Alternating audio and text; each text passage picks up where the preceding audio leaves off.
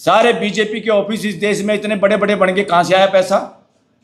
एक दिन में पता चल जाए, मेरे जैसा कोई सुप्रीम कोर्ट में जज हो तो एक दिन में हिंदू मुसलमान करने पे प्राइम मिनिस्टर को वहां बुलाया जाए, कल 11 बजे पहुंचो यहां पे। देश के लिए गद्दारी कर रहा है, इस देश की जनता के लिए। वो पोस्ट देश की जनता की पोस्ट थी, किसी के बाप ने आपको खैरात में नहीं दी थी, किसी ने आपको एहसान नहीं किया था। बीजेपी की बपौती नहीं है ये देश कि बीजेपी ने आपको राष्ट्रपति बना दिया। बीजेपी के बाप का देश नहीं है, कांग्रेस के बाप का देश नहीं है, गद्दार है। जब क्या समझ रहे हो बेवकूफ? आप लेटर में लिखते हो मेरा स्वास्थ्य खराब हो गया, देश की जनता को बेवकूफ समझते हो? देश सब समझता है। स्कूलें बंद कर रहे हो और कावड़ वालों पे फूल बखेर रहे हो।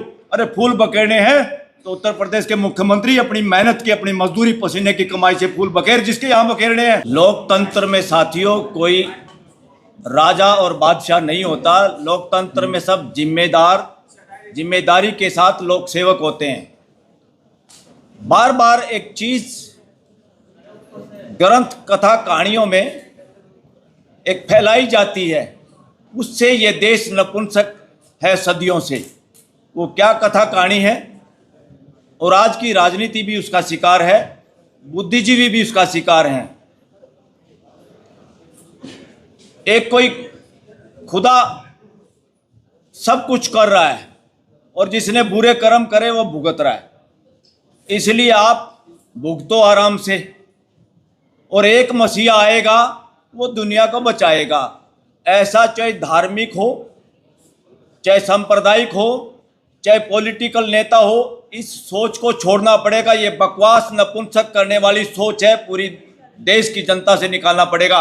ना कोई मसीहा है, ना कोई ऐसा खुदा है जो जनता के साथ भेदभाव करता है। भेदभाव आदमी ही आदमी के साथ करता है, और वो आदमी करता जिसके अंदर दिमाग में खुरापात है कि मैं बड़ा हूं। और वर्णवादी कथा कहानियां किताब जला दो इनको, ना इनकी कथा सुनो ना कथा करो। वो भी बेवकूफ था जो कथा करने गया था और जिसकी चोटी और बाल काटे हैं। कौन सी कथा सुनाना चाहते हो? जिन कथाओं से ये देश नपुंसक हो गया। आज भी नपुंसकता के शिकार हैं हम सब, कहीं ना कहीं थोड़ा बहुत मैं भी होऊंगा। ये नपुंसकता नहीं निकालोगे तो प्राइम मिनिस्टर को देखोगे या वाइस प्रेसिडेंट को देखोगे, गृह मंत्री को देखोगे, किसी सीएम को देखोगे। देश में पेट्रोल पंप पे कब्जा कर लिया, एक आदमी का फोटो है। भाई कौन है ये? ये भारत का प्रधानमंत्री है। क्या होता है ये भारत का प्रधानमंत्री? कॉन्स्टिट्यूशन के तहत एक जिम्मेदारी की एक नौकरी है, एक पोस्ट है खाली, वरना 140 करोड़ लोगों को हम प्रधानमंत्री कहना शुरू कर देते हैं। पोस्ट एक है, उस पोस्ट पे कुछ आदमी बहुत बार चोर उचक्के, लफंगे, चरित्रहीन भी चले जाते हैं। तो उसका यह मतलब नहीं है वो महान है। कोई भी पद महान है और पद की गरिमा रखना ही मानता है। साथियों, इस देश में उपराष्ट्रपति पद इस्तीफा देता है, दिन में ठाके लगाता है, शाम का स्वास्थ्य खराब हो जाता है। उसको बनाने के लिए एक प्रक्रिया है, किसी नौकरी के लिए एक प्रक्रिया है, और उसमें कोई नौकरी लग गया और वो नौकरी ज्वाइन करने के बाद वो पोस्ट इस देश की है, किसी के बाप की नहीं है।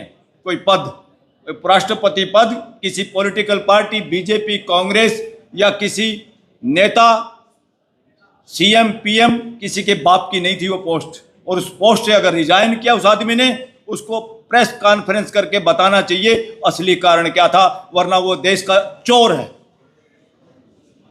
गद्दार है। जब क्या समझ रहे हो बेवकूफ? आप लेटर में लिखते हो मेरा स्वास्थ्य खराब हो गया, देश की जनता को बेवकूफ समझते हो? देश सब समझता है। 140 करोड़ लोग समाचार भी ना पढ़े, घर में माँ का मूड कैसा है, बाप का मूड कैसा है, भाई की शक्ल कैसी है, अनुभव करते ही पता लगा लेते हैं माहौल क्या है, वजह क्या है।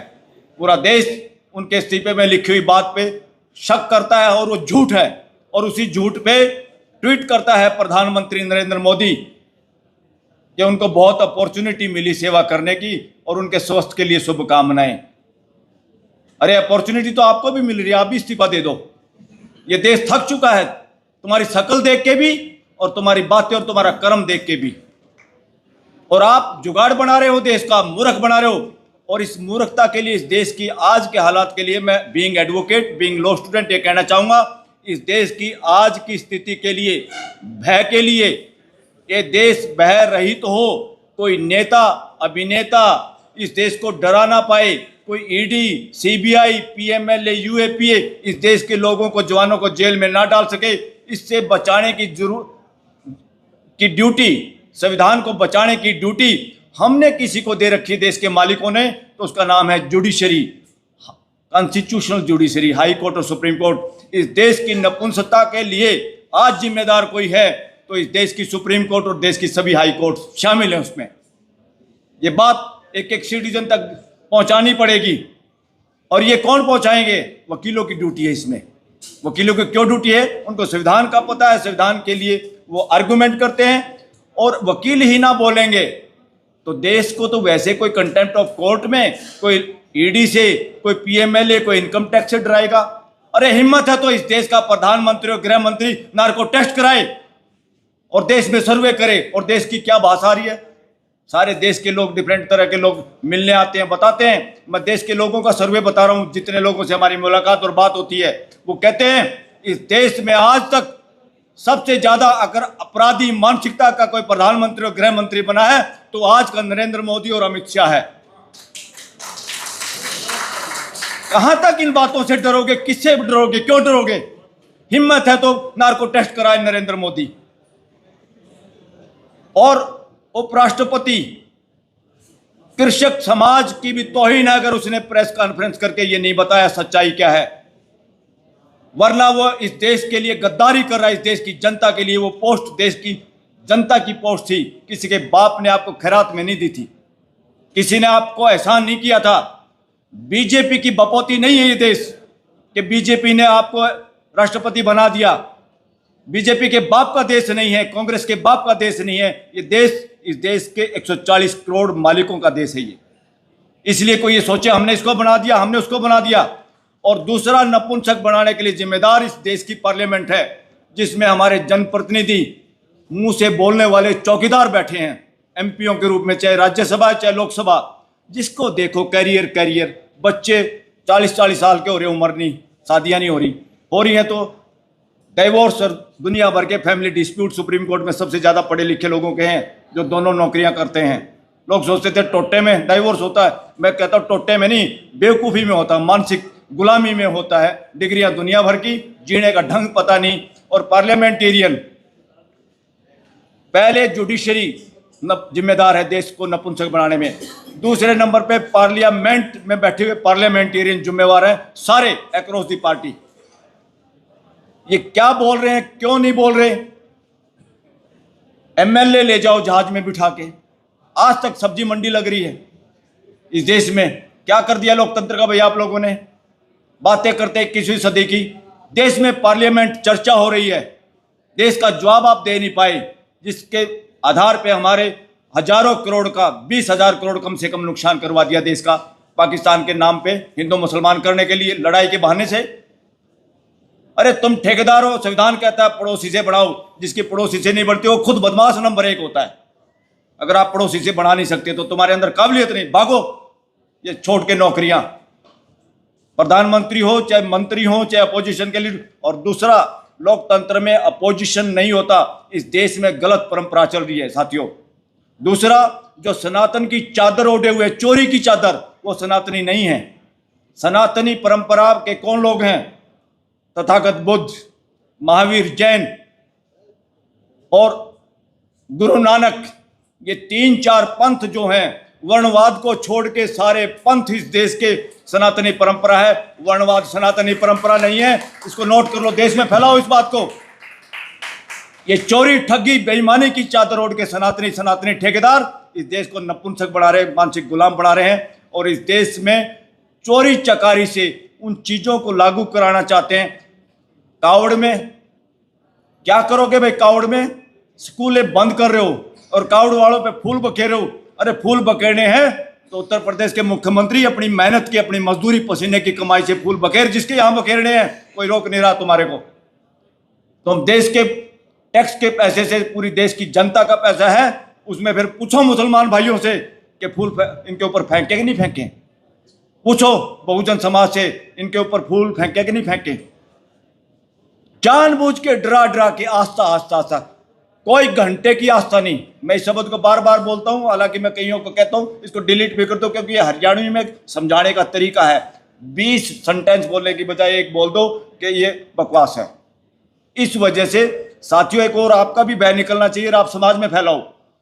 किसी की आस्था का ठेकेदारी नहीं ली संविधान ने बचाने की, उसमें 3 कंडीशन है। अगर आपकी आस्था पब्लिक हेल्थ को खराब करती है तो उसकी ऐसी की तैसी करना है कि ड्यूटी इस देश के 140 करोड़ लोगों की है। पब्लिक हेल्थ कैसे खराब होती है? ये नहीं कि आपको बुखार हो जाएगा किसी बाबा को देख के। वो बाबा कथा जो सुनाएगा उससे मानसिक गुलामी भरेगा। वो प्रेजेंट की बात से डरता है, वो प्रश्न पूछने से डरता है, उसको पता किसी बात का नहीं। इसलिए कथा कहने वाले काफी लोग गुमराह कर रहे देश को। इनके ऊपर FIR दर्ज कराने के लिए तैयार हो जाओ। इनकी FIR दर्ज कराओ, भागेंगे लंगोटा लेके, अपने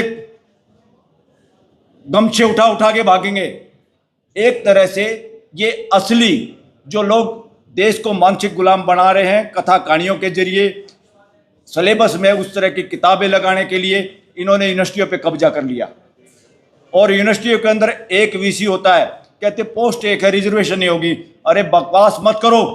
एक स्टेट में जितनी यूनिवर्सिटी है उन पे रिजर्वेशन लागू करो। कितने VC बनते हैं उसमें बांटो समाज को। सेंट्रल गवर्नमेंट की कितनी यूनिवर्सिटियां इकट्ठी करो उनको और उसमें बांटो। ये जानबूझ के इस तरह की जो शरारत करें साथियों, इससे जागना होगा। और आप लोग भी किस्मत के भरोसे बैठे हो तभी तो कथाओं में जाते हो डरते हुए। आप अपराधी हो, आप और हम भी अपराधी हैं। इसलिए अपराधी हैं जब घर की औरतें बच्चे या किसी इस तरह के प्रोग्राम में जाते हैं, हम हिम्मत से कह नहीं पाते। हमें इतने डर में डाल दिया गया। एक छोटी सी मूर्ति, बकवास मूर्ति, किसी भी उसकी जिसका कोई अस्तित्व नहीं, जिसका माँ बाप का पता नहीं, जिसके बारे में पूछे तो इतिहास नहीं, सबूत नहीं, उसके बारे में उसको मूर्ति को कहना इधर फेंको इसको। बच्चे ने ये देखा ही नहीं। कई ऐसी मूर्तियां हैं जो आजकल कहीं भी देखोगे, जिंदा आदमी, जिंदा लोग, जिंदा जानवर ऐसे होते ही नहीं। उस चीज को दिखा दोगे तो क्या होता है पता आपको? आपके बच्चे डरते हैं, मानसिक गुलाम बनते हैं, बचपन में मानसिक विकास नहीं होता। उस मूर्ति को हटाने के लिए आप भी कह नहीं सकते अपनी बीवी को, क्योंकि आपको भी डर लगता है कभी पता नहीं कल क्या हो जाएगा, नौकरी से चला जाऊं, एक्सीडेंट हो जाऊं, फलाना हो जाऊं। कुछ नहीं होता, और जो होता है उसको आप भी नहीं रोक सकते। ना कोई सांड प्रकृति में है। जो घटनाएं, जो नियम प्रकृति के हैं वो किसी ने बनाए नहीं हैं, वो हैं ग्रेविटेशनल गुरुत्वाकर्षण का नियम। न्यूटन के बाप ने नहीं बनाया, ना न्यूटन ने बनाया। उसने समझ के वो बात बता दी दूसरों को, इसलिए हम कहते हैं न्यूटन का नियम। जो कुछ है अस्तित्व में है। ये वहम छोड़ दो कि भाई मेरे घर में भी एक बच्चा पैदा हुआ, मैंने घर बना दिया, हमने ये हॉल बना दिया, ये कैमरे बना दिए। ये सोच के हमें ये लगता है कि दुनिया भी किसी ने बनाई होगी। ये नहीं बनाई किसी ने। जब तक ये समझ में नहीं आएगा, जब तक ये बैम खत्म नहीं होगा आप लोगों का। कितनी कथा सुन लो, ये कथा उसी में घुमाएंगे। ये धंधा है, धंधा। मॉल में तो जाओगे, महंगी चीज मिल जाएगी, मिलावटी मिल जाएगी, कुछ तो मिलेगा। यहाँ तो जेब भी कटवाओगे, मानसिक गुलाम बन के आओगे।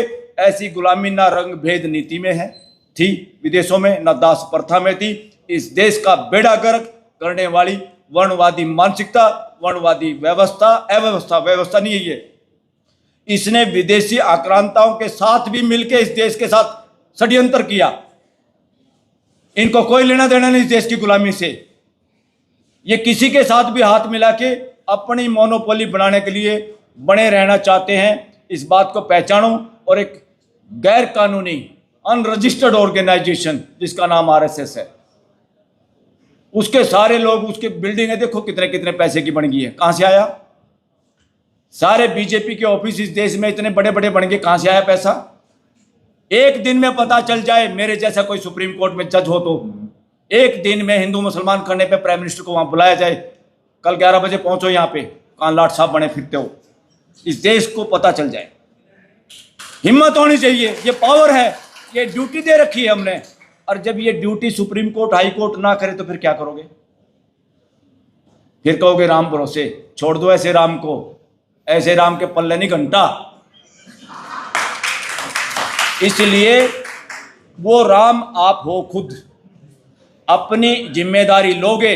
और आज जिम्मेदारी निभाने में सुप्रीम कोर्ट भी फेल हुई है, सरकार बदमाशी कर रही है, तो इसलिए मालिकों को खुद अपना काम करना होगा।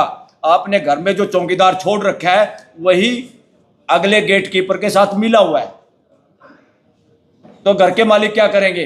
अपनी सुरक्षा खुद करनी है। और अब ये जो बार बार करे इससे करा दो ईवीएम से, नहीं से बैलेट पेपर से, भाई कौन कराएगा? सरकार की नीयत नहीं, सुप्रीम कोर्ट की हिम्मत नहीं, या नहीं कर पा रहे, बार बार मुकदमे डिसमिस हो रहे हैं। अपोजिशन करेगी जी, अपोजिशन के ज़्यादातर नेताओं ने इतना माल इकट्ठा कर रखा, उनके इतना पिट्ठू लग रहा है, उनमें हिम्मत नहीं। कुछ पकड़े गए, कुछ पकड़े जाने के डर में चुपचाप सीधी सादी भाषा बोल लेते हैं, अपना गुजारा कर रहे हैं। तो इसलिए साथियों, अगर आज हिम्मत है तो मैं आह्वान करता हूं सारे इन ऑर्गेनाइजेशन से कि आओ मिलकर तय करें। कांग्रेस और राहुल गांधी किसी एक की बात ना देखें।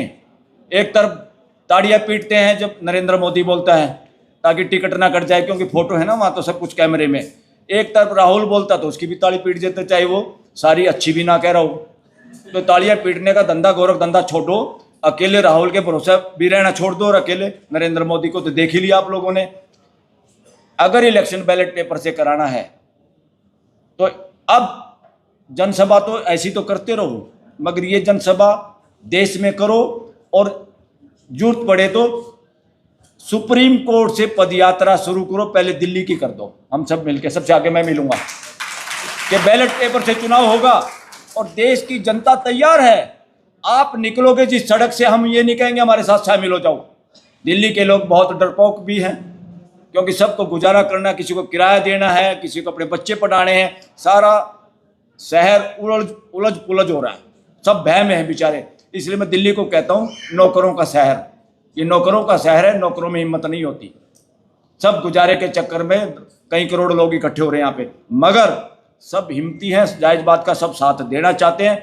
अगर एक पदयात्रा निकाले, चाहे हम 50 आदमी हों, हम ये कहेंगे किसी को नहीं आना भाई, सिर्फ अपने घरों के बाहर या एक बार सड़क पे आके शक्ल दिखा दो जिसके दिल करता हो, तो देखना सड़क के दोनों तरफ कितने लोग होंगे। जब आपको पता चल जाए, इस देश को भी पता चल जाएगा, और ये ईवीएम फिर अपने आप ताले में बंद हो जाएगी, रद्दी में बेचनी पड़ेगी, ऑक्शन करनी पड़ेगी ईवीएम मशीनों की इस देश के अंदर। वही एक तरीका है, बाकी कोई तरीका नहीं। जब संविधान को बचाने में, संविधान के हिसाब से सिस्टम को लागू करने में कोर्टें फेल हो जाती हैं, तो देश के लोगों के साथ जनरल बॉडी है ये देश। जब आपकी सोसाइटी की टीम, एग्जीक्यूटिव कमेटी करप्ट हो जाती है, काम नहीं कर पाती, नपुंसक हो जाती है, तो जनरल बॉडी मीटिंग ही डिसाइड करती है, उन्हीं को काम करना होता।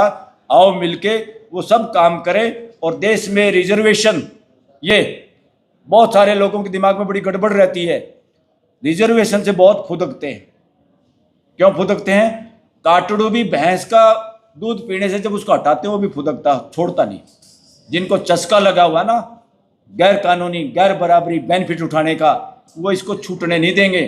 उनको समझाने का भी है साथ साथ, और दूसरे तरीके से वोटिंग की ताकत से भी समझाने के कई तरीके होते हैं, वो हर तरीका अपनाना पड़ेगा।